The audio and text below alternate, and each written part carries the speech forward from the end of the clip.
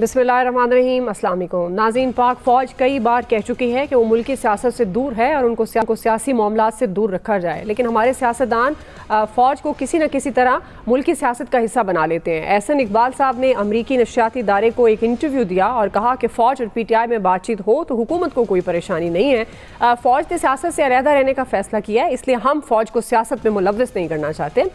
जब इदारे समझेंगे तब PTI पर पाबंदी का फ़ैसला ले लेंगे। उन्होंने सवाल किया कि बानी PTI बताएं फ़ौज से किस बात पर मुज़ाकरात करने हैं। बानी PTI एक तरफ सिविल बालादस्ती की बात करते हैं और साथ ही फ़ौज को मुदाखलत की दावत देते हैं। बानी PTI चाहते हैं कि एस्टैब्लिशमेंट उनको घोड़े पर सवार करके प्राइम मिनिस्टर हाउस पहुंचा दे। दूसरी तरफ वज़ीर दफ़ा ख्वाजा आसिफ ने एक निजी चैनल से गुफ्तगू करते हुए बताया कि फैज़ हमीद से मुलाकात का उन्होंने इस गुफ्तगू के दौरान इंकशाफ किया। उन्होंने कहा कि 20 मिनट की ये मुलाकात हुई और जनरल बाजवा के सुसर के घर पर यह मुलाकात हुई थी। ख्वाजा आसिफ के मुताबिक फैज़ हमीद ने यह कहा कि नून लीग जून में पंजाब दिसंबर में वफाकी हुकूमत ले ले।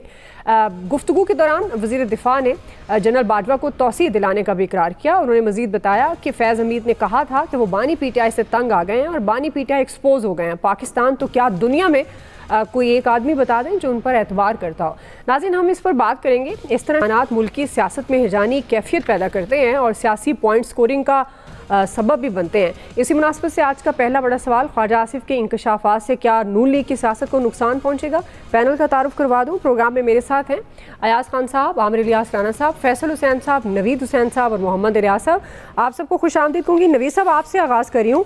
आपको लगता है कि ख्वाजा आसिफ के इंकशाफात क्या नून लीग की सियासत के लिए दुरुस्त हैं? किस तरह से आप उनके इस बयान को देख रहे हैं, क्योंकि कुछ बयानिया उस वक्त उनका बिल्कुल ही ऑपोजिट था नून लीग का। नवीद साहब। अच्छा देखें दुआ, एक बात तो ये इंडोर्समेंट है मेरे ख्याल में। वो जो इमरान खान साहब कहते थे कि जी ये नो कॉन्फिडेंस मोशन उनकी गवर्नमेंट जो है वो गिराई गई है, वो नो कॉन्फिडेंस मोशन ऐसे ही नहीं आ गई थी। अच्छा, मज़े की ये है कि उस वक्त ये कहा जा रहा था कि जी ये जनरल फैज़ हमीद जो हैं वो इमरान खान को सपोर्ट कर रहे हैं और दूसरी तरफ ये अभी इंकशाफात किए जा रहे हैं कि जी वो बेसिकली नून लीग को गवर्नमेंट दे रहे थे और वो भी उस वक्त यानी 2018 में इलेक्शन हुए और 2019 में इनको पेशकश की जा रही है। तो लग तो यही रहा था कि जी इमरान खान की गवर्नमेंट को चलने ही नहीं दिया जाएगा। और ये इंकशाफात नए भी नहीं है, आप इससे पहले देख लें मौलाना फजल रहमान साहब ने यही इंकशाफात किए थे। उन्होंने भी कहा था कहाँ कहाँ मुलाकात हुई थी, किस किसने गारंटीज दी थी, किस किसने एश्योरेंस दी थी, किसने कहा था कि जी वोट ऑफ नो कॉन्फिडेंस लेके आया जाए। और ये भी पाकिस्तान की तारीख है कि पाकिस्तान में वोट ऑफ नो कॉन्फिडेंस जो है वो एस्टैब्लिशमेंट की मदद के बगैर कभी भी जो है कामयाब नहीं हो सकती। हमने देखा था जो सेनेट के इलेक्शन में सादिक संजरानी के साथ हुआ था, तो एस्टैब्लिशमेंट की सपोर्ट के बगैर तो नो कॉन्फिडेंस मोशन का कामयाब होना ये बनता ही नहीं था। और फिर उसको भी छोड़ें, आप देखें 2024 में जिस तरह का इलेक्शन हुआ, अब आपकी EU ने कहा, यूरोपियन यूनियन ने कहा, UK ने कहा, अमेरिकन कांग्रेस में जो है वहां पे बिल पास हुआ। लोकल सतह पे आप देखें अभी रिसेंटली जो पतन के सरबराह हैं सरवर बारी, उन्होंने जो इंकशाफात किए हैं कि यानी जिस तरह की धांधली हम ये कह रहे थे, शुरू से कह रहे थे कि जिस तरह की धांधली इस इलेक्शन में हुई है, कोई इलेक्शन भी फ्री एंड फेयर नहीं था, कोई इलेक्शन ट्रांसपेरेंट नहीं था, लेकिन इस इलेक्शन में जिस तरह की धांधली हुई है उसकी नज़ीर नहीं मिलती। और ये सरवर बारी साहब ने खुद कहा कि 1988 के इलेक्शन के बाद जिस किस्म की धांधली 2024 में हुई है, इससे पहले किसी इलेक्शन में 1988 के इलेक्शन के अलावा नहीं देखी गई। तो इस तरह की धांधली के बावजूद और जिस तरह से फैसिलिटेट किया गया, जिस तरह से ग्राउंड बनाया गया, जिस तरह से पिच हमवार की गई इन पार्टियों के लिए, नून लीग के लिए और पीपल्स पार्टी के लिए और बाकी इनकी जो इत्तेहादी है उनके लिए, ये तो पॉलिटिकली इनकॉम्पिटेंट ये थे कि उसके बावजूद भी इलेक्शन नहीं जीत पाए और इलेक्शन नहीं जीत पाए और फिर इलेक्शन के बाद जो कुछ हुआ, अब इनको ये कहना, देखें इस गवर्नमेंट के पास मैंडेट तो नहीं है। अगर मैंडेट होता, देखें अगर लोगों ने इनको जो है वो पार्लियामान में भेजा होता ना, तो आज मुल्क में शांति होती, अमन होता। इस वक्त मुल्क में एक हैजानी कैफियत है, एक केओस है, एक एनार्की जैसी कैफियत बन रही है। क्यों, अगर इनके पास अवाम का मैंडेट है तो फिर क्यों ये माशरे में इतना तनाव है, इतनी कशीदगी है? तो इससे जाहिर ये होता है कि मैंडेट तो इनके पास नहीं था। चले ठीक है, ये आए हैं किसी की बैसाखियों के सहारे। वो बैसाखियां अगर किसी वक्त वो बैसाखी हट जाती है तो इन्हें पता है कि वो गवर्नमेंट जो इनकी गवर्नमेंट जो है वो गिर जाएगी। इसी वजह से आप देखें, अब जो रिजर्व सीट थी, पीटीआई को रिजर्व सीट आपने ले ली, आपने माले गनीमत इकट्ठा कर लिया, फिर सुप्रीम कोर्ट में बात जाती है, सुप्रीम कोर्ट जो है वो सीटें उठा के दे रही है पीटीआई को, तो आप पीटीआई पे जो है वो उसके ऊपर बैन लगाने की बात करते हैं। वो दाल नहीं गलती तो आप असेंबली में जो है वो अपने मफादात का कानून ले आते हैं। ठीक है, खौफ क्या है? खौफ ये देखें, पीटीआई को अगर ये रिजर्व सीट मिलती है तो इससे जो है वो इनकी गवर्नमेंट को तो खतरा नहीं है ना। खतरा क्या है कि पीटीआई इसके बाद फॉर्म 47 की बात करेगी, वो इलेक्शन के ऑडिट की बात करेगी, और इलेक्शन का जब ऑडिट होगा तो वो दूध का दूध और पानी का पानी सामने खुल के आ जाएगा। तो इस गवर्नमेंट को यही खतरा है, और ये इनका कहना कि जी फौज अगर बात करती है पीटीआई से तो हमें फर्क नहीं पड़ता। ठीक है, आपका पॉइंट आ गया। पता है कि जो बैसाखियां, जिन बैसाखियों के सहारे इनकी गवर्नमेंट खड़ी है, वो बैसाखी अगर हट गई तो इनकी गवर्नमेंट गिर जाएगी। और जिस तरह की अनपॉपुलर, देखें एक चीज थी ना, अगर ये मईशत को संभाल लेते तो मेरे ख्याल में इस वक्त इनके लिए माहौल बेहतर होता, लेकिन मईशत को नहीं संभाल सके तो इससे अवाम की सपोर्ट भी इनसे जाती रही है। चले ठीक है जी, आपका पॉइंट आ गया। जी आमिर साहब, जिस तरह नवीद साहब ने बात की, आपको लगता है कि नून लीग अपनी सियासत को नुकसान पहुंचा रही है इस तरह की ये जो ख्वाजा आसिफ की अभी लेटेस्ट बयान की हम बात कर रहे हैं? क्योंकि जो बयानियाँ हैं बेसिकली वोट को इज्जत दो, वो कुछ डिफरेंट था, फिर उसके बाद भी तब्दीली आई, लेकिन बानी पीटीआई कुछ और कहते रहे। वो तो शुरू से ही कह रहे थे कि रिजीम चेंज की भी बात हो रही है, तो क्या ये सारा कुछ यही था जो आहिस्ता आहिस्ता सामने आ रहा है? दुआ बताता हूँ आप सब कुछ। पहले तो मैं कहूँगा वेल्डन मरियम नवाज, 44 साल बारिश के रिकॉर्ड तोड़ने के बाद। और बड़ा अच्छा था कि सोशल मीडिया पे एक तरफ पीटीआई ट्रोलिंग कर रही थी और दूसरी तरफ पंजाब गवर्नमेंट काम कर रही थी और लाहौर को क्लियर कर दिया। ये तो एक अच्छा काम हो गया। चाहे जाहिर है लोगों की सपोर्ट ना हो और लोगों का काम किया जाए तो ये और अच्छी बात होती है। 2024 में जो फकीदुल मिसाल धांधली की गुफ्तगू हो रही है, वो 2018 में पाक फौज के जवान अंदर खड़े हुए और ठप्पे लगवा रहे थे, उन्होंने जितवाया था 2018 में, जिसको सिलेक्ट गवर्नमेंट कहा गया था। कोई ना भूले, यहाँ जो मर्जी जितने मर्जी जज्बाती गुफ्तगू कर लें, हकायक हकायक है। अब मैं आ जाता हूँ ख्वाजा आसिफ की तरफ। ख्वाजा आसिफ की जो गुफ्तगू मैंने भी सुनी, आपने भी सुनी, उन्होंने कहा जी कि जून 19 में, अब फैक्ट्स मैं आपको बताता हूं क्योंकि कुछ उनकी मैं गुफ्तगू पे नहीं जा रहा कि वो झूठ है सच है। जहन में रखें कि 19 या 20 अगस्त 2019 को इमरान खान ने जनरल बाजवा की एक्सटेंशन का नोटिफिकेशन कर दिया था और उसके ऊपर कोई क्वेश्चन नहीं था। नवाज शरीफ 19 नवंबर 19 को लंदन चले गए थे। गैप देख लें कितना है। और उसके बाद अचानक सुप्रीम कोर्ट में, आपको याद होगा कि वहाँ खोसा साहब चीफ जस्टिस थे, उन्होंने वो केस लगा लिया था 20 या 22 को। और उसके बाद वो जो 2 दिन चला तो यूं था जैसे अभी आर्मी चीफ घर गए, मार्शल लॉ लगाना है नहीं लगाना है, और फिर वो पतली गली से निकल गए। जब उनको बता दिया गया कि अब आपके साथ क्या होगा, तो उन्होंने कहा पार्लियामेंट कानून साजी कर ले, जो जनवरी 20 में हुई। अच्छा, अब ये सारी ख्वाजा आसिफ जाने, उनकी गुफ्तगू जाने, नवाज शरीफ के जाने पे मैं वाहिद आदमी हूँ, मैं दावा करता हूँ कि पूरे पाकिस्तान में सब प्लेटलेस गिरा रहे थे। और मैंने कहा था कि मुझे एक दोस्त का फोन आया और उसने कहा है कि उड़न खटोला आएगा और नवाज शरीफ को ले जाएगा, और नवाज शरीफ चले गए। लिहाजा जिन्होंने बीमारियां डाली, जिनके ऊपर डाली, वो जाने। मैंने इसी प्रोग्राम में कहा था कि जनरल फैज़ हमीद की घर पे जब एक डेथ हुई तो सेनेटर मुशाहिद हुसैन सैयद और कुछ लोगों को उनके अंदर वाले कमरे में, गांव वाले घर वाले में खाने पे बुलाया गया। और मुशाहिद हुसैन सैयद ने कहा कि जनरल साहब आपने बड़ा अच्छा किया, नवाज शरीफ को बाहर भिजवा दिया। तो उन्होंने कहा उन्हें भिजवाना ही था। सही। ये मैं अब आपको चीजें कड़ियां मिलवा रहा हूं कि ये जिन्होंने बीमारी डाली, उसमें यास्मीन राशिद थी, उसमें शेरी मजारी थी, उसमें इमरान खान थे, उसमें जो थे जिन्होंने सर्टिफिकेट दिए, अदलिया थी, ये सारे आपके सामने किरदार मौजूद हैं।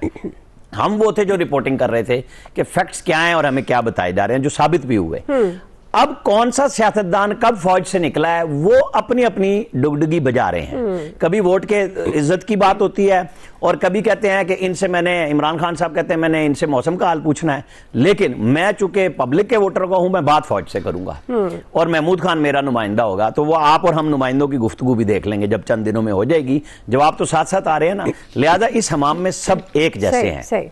कोई अपने आप को ये ना कहे कि जी मैं उजला हूं और ये गंदा है और ये पुराना है। यहाँ सब सियासी जमातें एक जैसी, जिसका नाम ले लें। आज अगर मौलाना फजलुर रहमान का नाम आ रहा है तो पाकिस्तान इस्लामिक फ्रंट में मरहूम काजी हुसैन अहमद सुरखेल थे उस वक्त ISI के साथ मिलके वो प्रोपेगेंडा करने के लिए। वो सारे के सारे बजट लगे हुए हैं, बड़े बड़े कॉलमिस्टों के नाम पे पैसे लिखे हुए सुप्रीम कोर्ट में पेश हुए हैं कि इन्होंने हमारे सीक्रेट फंड से पैसे लेके ये कॉलम लिखे। उठा इंसानों के समुंदर उठ 2 दफा लिखा गया इस मुल्क में। एक दफा काजी साहब के लिए लिखा गया, एक दफा इमरान खान के लिए सेम कॉलम, सुर्खी के साथ नाम बदला गया, पैसे भी सेम हो गए सबके साथ साथ। ये हमारी हिस्ट्री, हम करें क्या, कहां जाएं? इशू ये है कि अगर इस मुल्क को चलाना है तो फिर बैठ के सियासतदान पहले तो मरहले में आए ना कि जी हम बात करना चाहते हैं और आपस में बैठ के बात कर लें। हम फौज को साइड पे रखते हैं, मदलिया को साइड पे रखते हैं। भाई ये सब एक जैसे हैं, सब बारी बारी के इंतजार में बैठे हुए हैं। किसी को यह परवाह नहीं है कि मैं और आप कितनी मुश्किल में आ गए हैं। आम आदमी इन बिलों से इनके तायुशात ही नहीं खत्म होते, बहस नहीं खत्म होती। आप लाहौर, कराची, इस्लामाबाद, पेशावर, कोयटा, ठीक है जी, इनके पाक सेक्रेटेरिएट के दफातर में चली जाए, बड़ी बड़ी लैंड क्रूजरें खड़ी हैं, 3-3, 4-4 घंटे मीटिंग्स में वो सारी स्टार्ट खड़ी रहती है। पेट्रोल डीजल चल रहे हैं क्योंकि साहिबान आएंगे तो एकदम गर्मी में उन्होंने ठंडी गाड़ी में बैठना है। किसी एक ने गाड़ी बंद कराई है कभी, जरा चेक कर लें। जी अयाज साहब, बड़े एहसान फरामोश हैं ख्वाजा आसिफ। वो जनरल बाजवा जिसके फोन की वजह से ये इलेक्शन जीत गए, उसके बावजूद बातें कर रहे हैं, यार बड़ी ज्यादती है, बड़ा जुल्म है। और वो जो इमरान खान इल्ज़ाम लगाता रहा रिजीम चेंज के हवाले से, वो सारी गवाहियाँ खुद दे रहे हैं। मुझे नहीं समझ आ रही। मुझे ऐसे लगता है कि वो जो मुज़ाकरात के हवाले से बात की है बानी PTI ने, उन्होंने हाथ पैर फुला दिए हैं उस बयान ने इनके, और इनको लग रहा है कि शायद कहीं कोई बात हो भी रहेगी। और वो तो मैं पहले दिन से कहता हूँ ना कि ये नहीं होता कि बैकग्राउंड में चीज़ें ना चल रही हों, वो चलती रहती हैं। अब ये मेरा ख्याल है मैसेज दे रहे हैं मौजूदा क़यादत को कि ये याद रखिएगा कि अगर आपने इमरान खान के साथ मुज़ाकरात किए या हमारे ऊपर से अब सर से हाथ हटाया तो उसके बाद ये बातें हम आपके खिलाफ करेंगे। मुझे इससे ज़्यादा कुछ समझ नहीं आ रही। मतलब इस स्टेज पे एहसन इकबाल साहब का ये कहना कि जी फौज ने ये तय कर लिया हो कि हमने सियासत में दखल नहीं देना, मेरी समझ से बाहर है कि ये आप क्लेम किस तरह कर सकते हैं। ये जनरल बाजवा ने किया था क्लेम, उन्होंने बता दिया था, उसके बाद वो हम चीज़ें हमारे सामने हैं। मतलब ये कौन से दौर में रह रहे हैं, मुझे नहीं समझ आती। ये कोई 80 की दहाई नहीं है, 90 की दहाई नहीं है। इस मुल्क की बदकिस्मती ये भी है कि कॉलमिस्ट कभी इधर से पैसे लेते हैं, कभी उधर से लेते हैं, जर्नलिस्ट कुछ इधर से लेते हैं, कुछ उधर से लेते हैं, एंकर्स कुछ उधर से लेते हैं, कुछ उधर से लेते हैं। इवन हमारे जैसे नाम नेहाद एक्सपर्ट्स जो हैं वो भी कहीं ना कहीं कोई इधर से ले रहा है, कोई उधर से ले रहा है, और कारोबार चल रहा है इनका। मतलब वो बात जनरलाइज जब बात की जाती है ना तो ज़ाहिर बहुत से लोग ले रहे होते हैं ना। मतलब इसमें कोई शुबे वाली बात नहीं है, इस पे क्यों परेशान होना हमने। सिंपल बात थी। मुझे सिर्फ ये समझ आ रही कि बहुत पैनिक में है, ये अल्टीमेट पैनिक में आ चुके हैं कि शायद को बात हो गई तो इनके पाँव के नीचे से जमीन पहले ही नहीं है। मतलब वो अगर इस तरह का कोई मामला बना तो ये धड़ाम से नीचे गिर जाएंगे, क्योंकि जाहिर है वो जो निवेश साहब कह रहे थे मैंडेट तो नहीं है इनके पास, वो भी इनको पता है। और ख्वाजा साहब जब ये बात करते हैं ना तो वो बात समझ में आती है कि ख्वाजा साहब इलेक्शन हार जाते हैं, उसके बाद वो जितवा दिए जाते हैं इस दफा। पिछला तो चलें छोड़ दें, क्या हुआ होगा, हो सकता है उनको जबरदस्ती हराने की कोशिश की गई हो। इस दफा तो हमने देखा ना जो रिजल्ट आए से 5 पोलिंग स्टेशंस का रिजल्ट रह गया हुआ था, और उसके बाद लाख से ज्यादा वोट ख्वाजा साहब के हक में उन 5 पोलिंग स्टेशन से निकल आए। यार कुछ खुदा का खौफ करें। इसके बावजूद आप बड़े वो कॉन्फिडेंस से और धड़ल्ले से ये बात करते हैं कि जी वो ऐसी की तैसी, वो ये हो जाएगा वो हो जाएगा, और कहते हैं कि जी वो दुनिया में कोई एक भी शख्स एतमाद नहीं करता इमरान खान पे। हुजूर इस मुल्क के करोड़ों लोग एतमाद करते हैं जिन्होंने वोट दिया था उस शख्स को, और उन करोड़ों लोगों की वजह से मसाइल बने हुए हैं। सही, और अभी भी दिया है। मतलब वही वो जो अब की बात कर रहा हूँ, जो वोट दिया हुआ है उसकी वजह से मसले बने हुए हैं आपके लिए। आपका वोट बैंक चूंकि खत्म हो चुका था, इसलिए ये बदतरीन इलेक्शंस हुए हैं। सही हुई धांधली हमेशा हुई, लेकिन इस दफा जो हुआ है ये पाकिस्तान की तारीख में नहीं हुआ। हाँ, अगर हम मतलब उस पे आंखें बंद कर लें तो फिर और बात है। ये तो मतलब पूरी दुनिया मानती है, हमारे मानने ना मानने से फर्क नहीं पड़ता। तो ख्वाजा साहब मेहरबानी करें, सुकून करें। आप इन अ वे मतलब इनडायरेक्टली आप धमकी दे रहे हैं, मुझे तो यही समझ आ रही। जी फैसल साहब, ये धमकियाँ, ये मुल्की जो हिजानी कैफियत, क्योस की कैफियत, ये सियासी इंतशार, ज़ाहिर है आवाम, जिस तरह आमिर साहब भी बात कर रहे थे कि इसको भुगत तो फिर आम आदमी रहा है जिसके लिए ये नहीं सोच रहे। तो आपके ख्याल में क्या ये बयानात का क्या मकसद हो सकता है जो ख्वाजा आसिफ बात कर रहे हैं? आम आदमी तो अपने लिए खुद भी नहीं सोच रहा। अगर आम आदमी अपने लिए खुद सोच रहा होता तो आज शायद इस मुल्क के हालात नहीं होते। बात तो ख्वाजा साहब जितने मंजे हुए और पुराने सियासतदान हैं, ये मुमकिन नहीं है कि उनके मुंह से ये बात जो है, ज़बान से बात जो है फिसल जाए और बेख्याली में वो ये बात कर जाए। मौजूदा हालात में तो लगता है वो तरीके से वो एक थ्रेट ही कर रहे हैं कि अगर हमारी हुकूमत को हटाया गया तो फिर हमारे पास भी जो है कहने को बहुत कुछ है। एक अजीब गरीब मामला है या बहुत नॉर्मल सूरत हाल है, किसी के लिए इसको अब दोनों नाम देते हैं। हो सकता है किसी को बहुत अजीब बात लगती हो, लेकिन हम पाकिस्तानियों के लिए तो बिल्कुल नॉर्मल सूरत हाल है। एस्टेब्लिशमेंट की मर्जी से गवर्नमेंट आती है, एस्टेब्लिशमेंट की मर्जी से गवर्नमेंट चली जाती है, एस्टेब्लिशमेंट की मर्जी से जो है वो इलेक्शन हो जाते हैं। हम और आप जो है बैठ के यहाँ जमहूरियत का रोना जो है रोते रहते हैं, जमहूरियत की जो है वो जंग लड़ते रहते हैं। खाम ख्याली हमारा गुमान है कि हम बड़ी जमहूरियत की बातें कर रहे होते हैं। अमली सूरत हाल तो इससे कतई तौर पर जो है वो मुख्तलिफ है जो इस मुल्क के अंदर होता है। ये जो मौजूदा हालात में जब उनको शायद नज़र आ रहा है कि इमरान खान के ताल्लुकात इस्तेवार हो रहे हैं, तो ख्वाजा साहब ने ये शगुफा छोड़ दिया। इमरान खान को भी देख लें कि सारी जद्दोजहद जो की उन्होंने अभी 2 साल के अंदर इस्टेब्लिशमेंट के खिलाफ ही की ना। आखिर में वही दरवाज़ा खटखटा के बोल रहे कि निकालो हमको।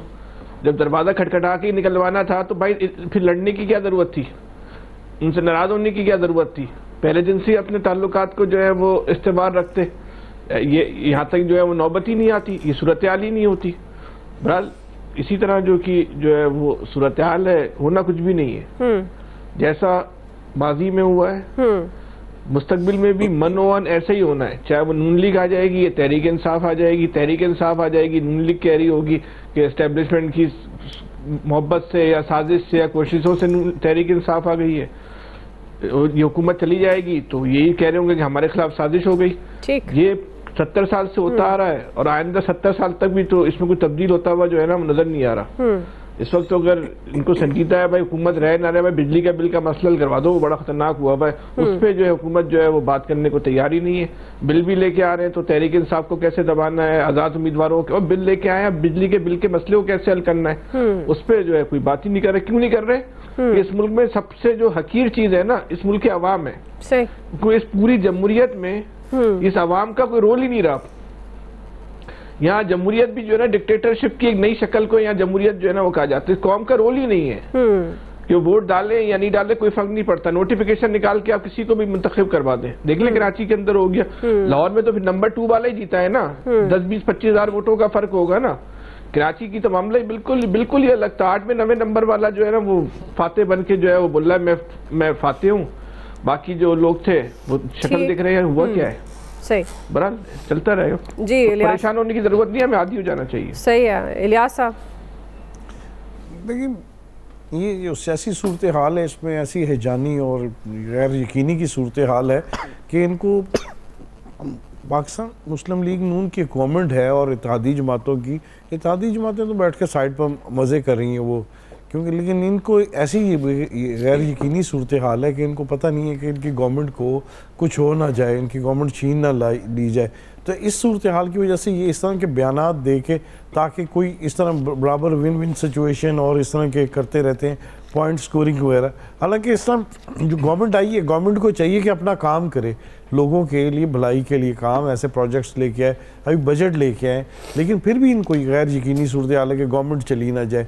हर एक बंदे के मुंह से यही सुनने को मिलता है कि जी कुछ ऐसा होने वाला है, वो प्राइम मिनिस्टर आ रहा है, वो आ रहा है, इस तरह आ रहा है, इस तरह आ रहा है। अभी ऐसी चीज़ें हो रही है जो कि ऐसी अफवाह साजी इस तरह की जाती है कि जो कि बाद में इनको ऐसे लग रहा है कि जी होने वाला है। किस तरह ये इसी पस मंजर है इसका बेसिकली, कि जिस तरह की पीटीआई की गवर्नमेंट गई है, अब इनको डर है कि हमारी गवर्नमेंट भी इसी तरह ना चली जाए। कोई बयान आ जाता है, कोई इस तरह की बात कर दी जाती है, तो उसके पीछे कोई ऐसा बैकग्राउंड ले लिया जाता है कि जी इस तरह। असल में देखें कि अगर ये इस तरह बात करें, आप देख लें वफाक और जो सूबा में इनकी गवर्नमेंट है उसमें इस तरह बेयकीनी की सूरत हाल है कि पता नहीं क्या हो रहा है। बल्कि इनको काम करना चाहिए, इस तरह काम नहीं कर रही गवर्नमेंट के जिस तरह करना चाहिए। पॉलिटिकल गवर्नमेंट माजी में करती रही है कि जी उनको पता होता है कि 5 साल मनसूबा ये, लेकिन ये जो गवर्नमेंट अब जो कर रही है ये पॉइंट स्कोरिंग और इस तरह की चीज़ें कर रही हैं कि जी पता नहीं अगला साल चढ़ता है कि नहीं चढ़ता, हमारी गवर्नमेंट रहती कि नहीं रहती। ये इस वजह से करेंगे। ख्वाजा आसफ साहब भी मंजे हुए सियासतदान है, उनको इस तरह की बातें करते हुए अगर ये बातें पहले कर देते तो जाहिर है इसके लिए तो वही बात आ गई कि अपने सबूत देने के बाद अपनी चीज़ों को जो माजी में वो जो कहते थे पीटीआई, तो उनको बताने के लिए इस तरह की करते हैं। और ख्वाजा साहब इस तरह की बातें तो अक्सर करते रहते हैं, लेकिन जो भी है इनको है कि जिस तरह इलेक्शन हुए, जिस तरह इनको सीटें मिली, जिस तरह ये कहते हैं, ये साबित कर रहे हैं कि जी हमें इस तरह की गैर यकीनी सूरत हाल से इनको यकीन नहीं है कि सुबह इनके लिए रहेंगे कि नहीं रहेंगे। आपको पॉइंट आ गया। बुनियादी सवाल ख्वाजा आसिफ साहब के जो आवाज़ जो उन्होंने एक निजी चैनल को इंटरव्यू देते हुए किए, कुछ अहम मुलाकातों का जिक्र किया। हमारा सवाल, क्या नून लीग का जो बयानिया है उसको नुकसान होगा? राय आपने एक्सपर्ट्स की जान ली। अभी क्विकली ब्रेक से वापस आएंगे। दूसरा बड़ा सवाल, एहतजाजी धरना या हुकूमत गिराओ तहरीक? हम सवाल ये उठा रहे हैं, क्या जमात इस्लामी का धरना आवाम को रिलीफ दिलवा सकेगा? राय लेंगे ब्रेक के बाद। ये नहीं हो सकता कि तुम अय्याशियां करते रहो और हम बिल जमा कराते रहें और लोग अपने घर के सामान को बेचते रहें। अपनी अय्याशियां नहीं छोड़ेंगे। ये फैसला करने में कौन सी चीज माने है कि पेट्रोल फ्री अब किसी को नहीं दिया जाएगा, और ये फैसला करने में क्या चीज माने है कि बड़ी गाड़ियां जितनी भी 3000 की थी, 4000 की थी, चल रही है लाखों की तादाद में, उन सबको फरोख्त करें आप। और हमने पहले ही बता दिया है कि आज हम इनका रिस्पॉन्स देख रहे हैं, आज और कल देख लेते हैं। चले 2 दिन में अगर इन्होंने चीजों को ठीक नहीं किया, बात को आगे नहीं बढ़ाया और मीडिया के सामने आकर अपना मुकदमा पेश नहीं किया, अगर ये बात नहीं मानेंगे तो ये तहरीक हुकूमत हटाओ तहरीक में तब्दील हो सकती है।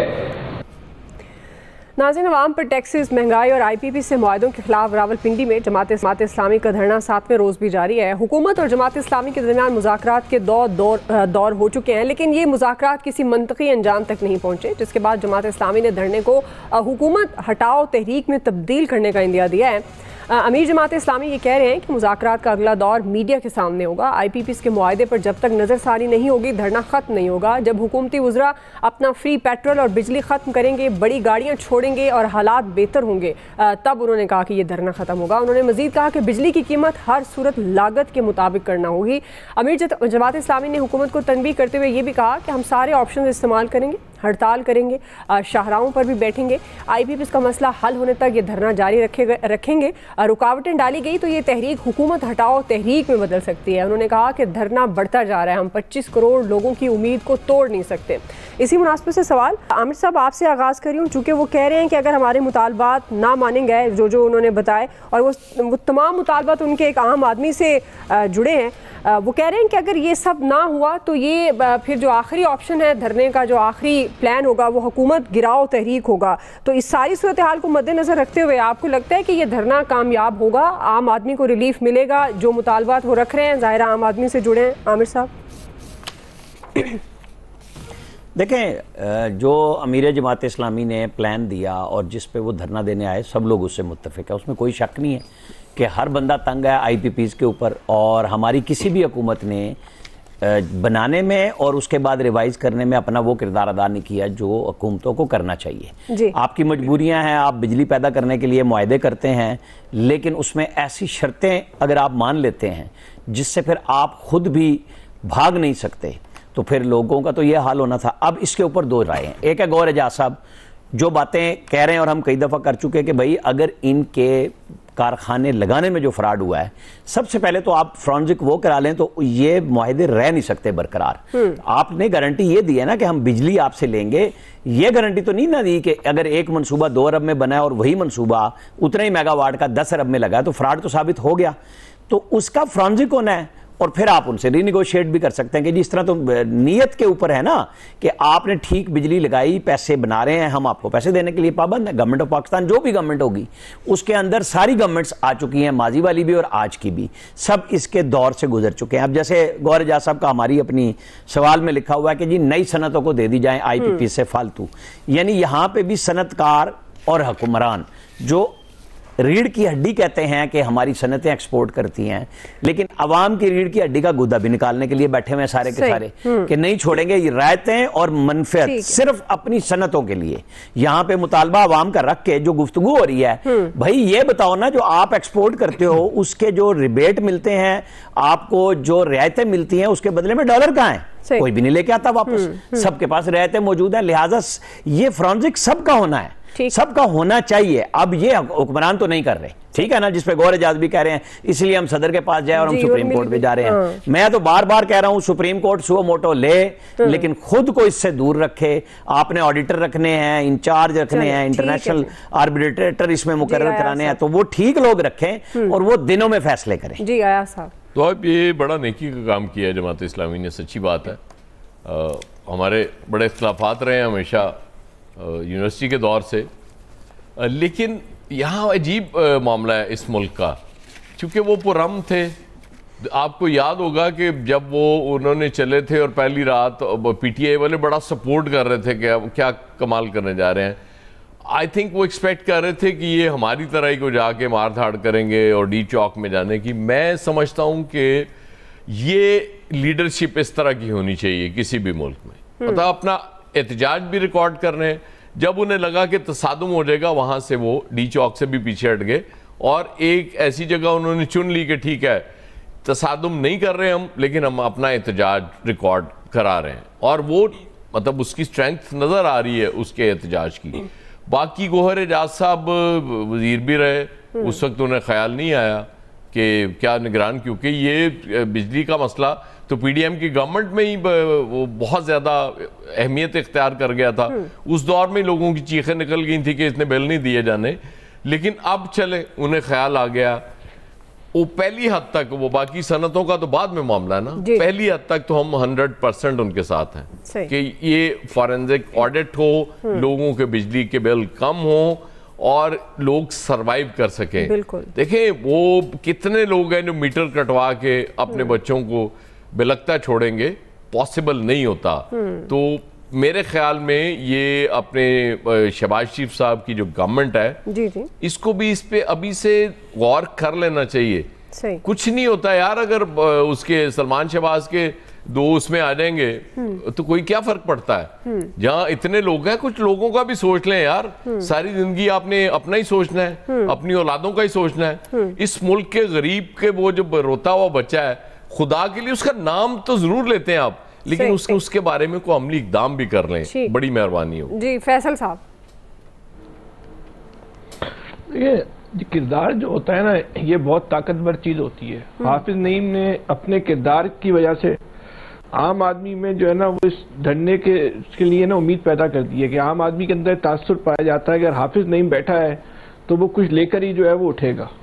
और पाकिस्तान में इस वक्त जितनी भी लीडरशिप है, हाफिज नईम ने उनसे पॉलिटिकली आप इख्तिलाफ कर सकते हैं जमात इस्लामी की 70 साल तारीख से, लेकिन हाफिज नईम की जहां अगर बात आती है तो हाफिज नईम ने अपने किरदार से ना बहुत सारी चीजें साबित की हैं। बहुत सारे इस मुल्क में ऐसी माफियाज हैं जिनका मीडिया पे आप नाम नहीं ले सकते।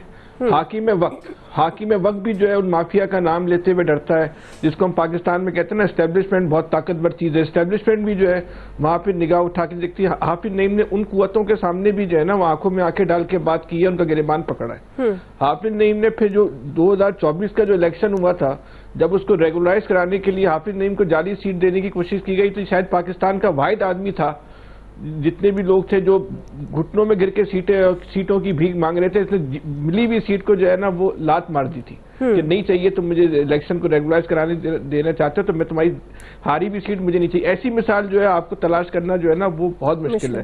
अब जब इतनी ज्यादा उम्मीदें भी अगर आम आदमी की हो जाए ना तो सियासी लीडरशिप के लिए भी जो है ना वो बड़ा कड़ा इम्तिहान शुरू हो जाता है। ये इस उम्मीदों पे वो किस हद तक जो है वो पूरा उतर सकता नहीं उतर सकता। भी हाफिज नईम की जो है वो सलाहियत का भी इम्तिहान है, जहानत का भी इम्तिहान है, उनके जो सियासत के जो असरार और अमरूद जितना वो जानते हैं उसका भी इम्तिहान है। वो क्या क्या चीजें जो है वो अवाम के लिए हासिल करने में कामयाब हो जाते हैं। लेकिन जितनी लोगों की उम्मीदें वापस हो गई हैं धरने से, तब हाफिज नईम के पास ये ऑप्शन बहरहाल नहीं है कि वो कुछ लिए बगैर जो है वो वहां से वापस आ जाएंगे। अब उनको चाहे जितना भी अरसा बैठना पड़े, कुछ लिए बगैर वापस आने का बहरहाल हाफिज नईम के पास जो है ना वो ऑप्शन नहीं बचा। ठीक है, क्विकली नाज़रीन ब्रेक ले रहे हैं जी, ब्रेक से हम वापस आएंगे। यही सवाल नवीद साहब इलियास साहब का टेक लेंगे, हमारे साथ रहेगा। वेलकम बैक नाज़रीन। मुतालबात मंजूर ना होने की सूरत में जमात इस्लामी ने एक बड़ी वार्निंग दे दी, एहतजाजी धरना या हुकूमत गिराओ तहरीक। नवीद साहब, आपको लगता है कि जमात इस्लामी का धरना आवाम को रिलीफ दिलाकर उठेगा? तो देखें, हमारी जो रूलिंग एलीट है वो बिलमूम और हमारी पॉलिटिकल एलीट, हमारी सियासी अशराफिया जो है वो बिलखुसूस वो बहुत ही बेहिस हैं।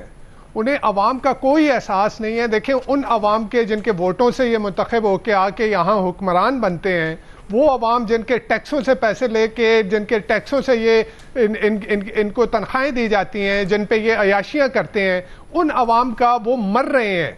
लोग जो है वो बिलों की वजह से मर रहे हैं, खुदकुशियां कर रहे हैं, लोग भाई भाई को मार रहा है, लोग घरों का सामान बेच रहे हैं। लेकिन हमारे वजीर तवानाई कह रहे हैं कि जी IPP के ऊपर कोई बात नहीं होगी। क्यों नहीं होगी? देखिए, एक सिंपल, आप कॉन्ट्रैक्ट एक्ट ऑफ 1872 है, अब 1872 का कॉन्ट्रैक्ट एक्ट है, उसका आर्टिकल 23 कहता है कि कोई भी ऐसा मुआहदा जो कि मफाद आमा के खिलाफ हो, जो अवाम के मफाद के खिलाफ हो, उसको अदालत जो है वो स्ट्राइक डाउन कर सकती है, उसको नल एंड वॉइड कर सकती है। लेकिन हमारे अवाम को इससे हमारे हुक्मरानों को है नहीं ना, क्योंकि जो IPPs लगे वो किन के हैं? 50% तो गवर्नमेंट के और गवर्नमेंट से मुंसलिक लोगों के हैं। इस वजह से वो कब चाहेंगे कि जी जो इजी मनी उनके पास आ रही है वो इजी मनी जो है वो सरेंडर कर दें। तो ये इनकी बेहिसी है, बेहिसी की इंतहा है। सही जी इलियास साहब। देखिए, धरना तो जो है बिल्कुल उसमें सारे लोग यही चाहते हैं कि मसले उनके हल हों। सबसे बड़ा जो है IPPs का मसला है जो इस वक्त इशू उठा, इस इशू को हटना चाहिए। गवर्नमेंट को इसके पर कोई ना कोई नोटिस लेना चाहिए। इतने दिन हो गए गवर्नमेंट ने इस पर कोई प्लानिंग नहीं की, ना कोई ऐसी कोई चीज़ की है जिससे पता चल सके कि लोगों को किसी किस्म का रिलीफ मिल सकेगा इसमें से। अभी तक सारे बैठ के चीख रहे हैं कि जी करें। अगर गवर्नमेंट के अपने रिश्तेदारों के या अपने जानने वालों के हैं तो उनमें से कुछ ना कुछ करना चाहिए, उनसे ताकि नज़रसानी की जाए, उनसे मुज़ाकरात करने चाहिए, बातचीत भी करनी चाहिए। इस चीज़ में तो गवर्नमेंट आ ही नहीं रही। गवर्नमेंट को चाहिए इस पर देखना चाहिए, कोई संजीदगी, कोई नई पॉलिसी, कुछ ना कुछ करना चाहिए ताकि आवाम के जो पैसे जो टैक्सों से इकट्ठे होते हैं लोगों के, उनके बचाया जा सके, उसको सही जगह इस्तेमाल कर सके। क्योंकि ये खून निचोड़ा जो जा रहा है इसको रोकना बड़ा ज़रूरी है इस वक्त। अगर नहीं रोकेंगे तो इसके हालात बुरे होंगे। इनको गवर्नमेंट को भी पता है, लेकिन गवर्नमेंट ने खामोशी इख्तियार की हुई इस पर कोई पॉलिसी लानी चाहिए, कुछ बातचीत करनी चाहिए। ये नहीं है कि जी लोगों की बात को नज़रअंदाज नहीं करना चाहिए। ठीक है, पॉइंट आ गया। आप सबको शुक्रिया। आज के एक्सपर्ट से इतना ही, ख्याल रखिए। अल्लाह हाफ़िज़।